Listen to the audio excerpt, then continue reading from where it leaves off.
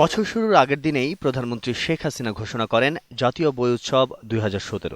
আর নতুন বছরের প্রথম দিনেই প্রাথমিক থেকে শুরু করে উচ্চ মাধ্যমিক পর্যায়ে শিক্ষার্থীদের হাতে তুলে দেয়া হয় প্রায় ৩৬ কোটি নতুন বই। এরপরই আলোচনায় আসে পাঠ্য বইয়ের ভুলগুলো। প্রথম শ্রেণীর বাংলা বইয়ের বর্ণ পরিচয়েই এ ধরনের অসঙ্গতি।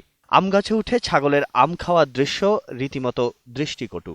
তৃতীয় শ্রেণীর বাংলা বইয়ের কুসুম কুমারী দাশের আদর্শ ছেলে কবিতাটি বিকৃত করা হয়েছে। আঘাতের ইংরেজি করা হয়েছে এভাবেই, যার অর্থ দাঁড়ায় হৃদয়। শিক্ষাবিদরা বলছেন, ভুলে ভরা বইয়ের জন্য এর রচয়িতা আর সম্পাদকরা তো বটেই, দায়ী মন্ত্রণালয়। সম্পাদনা করার যাদের কথা তারা হয়তো সঠিকভাবে করছেন না। চিন্তার দিক থেকে, মননের দিক থেকে বা আমাদের যে চেতনার দিক থেকে যাদেরকে লিখতে দেওয়া হয়েছে তাদের হয়তো কোনো কোনো ক্ষেত্রে সেটাও থাকতে পারে।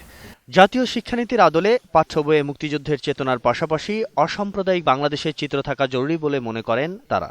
আমরা যখন শিক্ষানীতি করি তখন এগুলো খুব পরিষ্কারভাবে বলা হয়েছে যে বইগুলোর মান যথাযথ থাকতে হবে এবং মুক্তিযুদ্ধের চেতনাকে ধারণ করতে হবে। ভুল সংশোধনে ৩ সদস্যের পর্যালোচনা কমিটি করা হলেও সহজেই সমস্যার সমাধান হবে না বলেও মনে করেন এই শিক্ষাবিদ। তদন্ত কমিটি হয়েছে, তারা তদন্ত কমিটি করে ওরা একজনকে দোষী সাব্যস্ত করবে, তবে কী হবে? কিছুই হবে না। ভবিষ্যতে যেন আর কখনো বাংলাদেশের মাটিতে এই ঘটনা না ঘটে। ১৫-২০ লক্ষ বই পুরোটা উঠায় নিয়ে আবার ছাপানো, তাহলে ওনারা হয়তো একটা দেবেন আর কি, একটা কারেকশন দেবেন হয়তো। ওগুলোতে চলে যাবে, সবাই হয়তো বই বলে দেবে যে এই ভুলগুলি আছে, এগুলো শুদ্ধ করে নিতে হবে। এটা একটা জোড়াতালি দেওয়ার একটা সমাধান। আগামীতে জাতীয় শিক্ষানীতি মেনে মুক্তিযুদ্ধের চেতনায় পাঠ্যপুস্তক প্রণয়নের পরামর্শও দিয়েছেন তারা। রাফেজ আদনান আদেল, ২১শে টেলিভিশন, ঢাকা।